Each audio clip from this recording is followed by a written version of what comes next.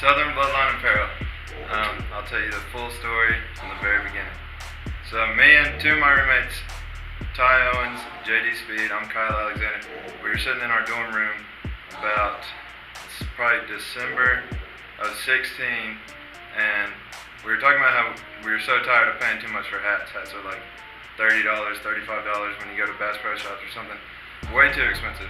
So we were like, well, let's make our own hat, and that was kind of how we got started, was just the idea that hats are too expensive. So JD had like two blank hats, and we didn't really know what we wanted to put on it.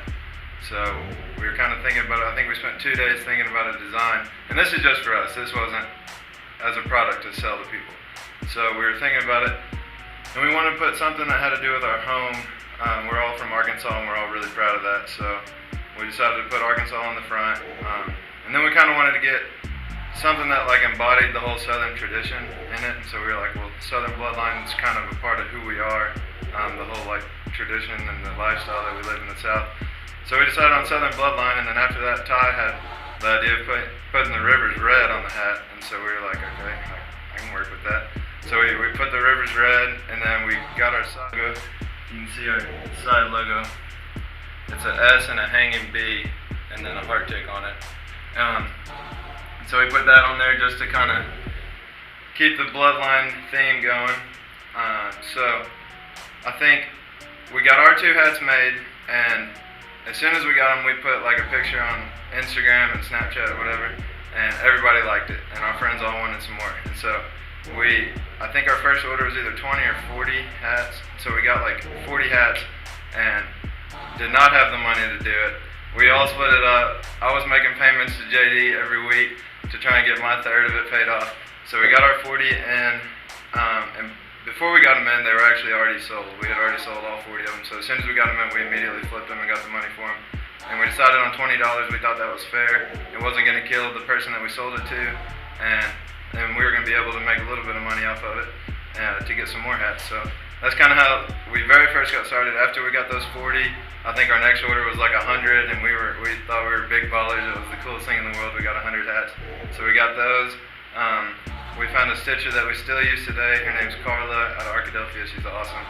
She does a great job, and she's really sweet. So that's kind of how it got started.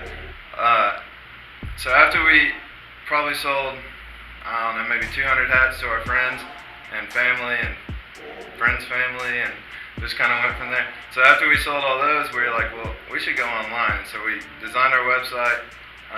We probably spent a month or two designing the website, and made our Instagram, and kind of started to gain a little bit of publicity through that. And so by the time we launched our website, here's a funny story about the launch of the website. I don't think anybody really knows this story. So February 20th was when our website was going online, and we had everything ready. Like the week before that, it was ready to go. We just hadn't released it yet. And I was the one who designed it, and so I was playing around with it. And on the 20th, we were supposed to launch it at like 7 o'clock. I just kind of threw that number. It was like 7 or 9 or something like that. And we put that out online that we were going to post the website at like 7. And it was like 6 o'clock, and we were all kind of sitting around with all of our friends waiting. We were excited. And I checked my phone, and I had 3 emails that we had 3 orders placed. And I was like, what in the world? This isn't supposed to be happening yet. And so earlier that day we had accidentally published it and didn't even know it, so that was kind of a funny story. But so we put the website up February 20th, 4 months from today that we're doing the interview. 4 months ago we put our website up, and ever since then we've been slammed with orders. I mean, it's been growing so fast. And so after we got the website up, we kind of realized we're gonna have to figure out a way to ship all these hats to people. And so only our very first supporters would know this, but we shipped our first like probably 150 online orders with shoe boxes. We had a friend that was like doing Operation Christmas Challenge. She had a bunch of extra shoe boxes. So we took a ton of those off her hands. We would just Sharpie the address on there and our name and send it to him in a shoebox. And so finally, we were like, we need to get a little bit more professional look, so we got some real wholesale boxes. And we started with a wholesale box company. Weren't really pleased with the I guess customer service that we were getting. So when we split up for the summer, I came back to Conway and found out that Wonder State was in Conway, so I gave Wonder State a call, and ever since then it's been great. We got a ton of boxes. We got 500 coming in next week with our logo big on all 4 sides. Can't wait. We're real excited about it. But we got some big things coming. For anyone that follows Southern Bloodline, you'll kind of know that this stuff's coming. But we did the 4th of July edition hats that just went out, let's see, last Sunday I think it was. But here's one of those. They're just red, white, and blue. Those have done really good so far. Sounds like everybody's happy with it and excited about something different. Here's the white version of it. It's got a red, white, and blue side logo. So that's kind of the red, white, and blue thing. We got a lot of people asking about camo hats. So October is probably whenever we're gonna introduce maybe a outdoor series or a hunting collection or something, so be looking for that. We're really excited about that. I think that's gonna be big. We're working on t-shirts, playing with some different designs and trying to figure out which one we like and which company we want to use for our t-shirts, but here's the front. I got a couple of those here.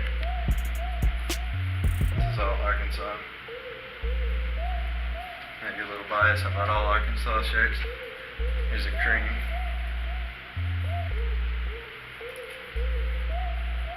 So that's just a couple things we're playing with and getting ready for. We got a lot of stuff we want to do, and we're starting to get big enough to where we can start making some of our ideas happen. So check us out. It's www.southernbloodlineapparel.com. Follow us on Instagram at Southern Bloodline Apparel.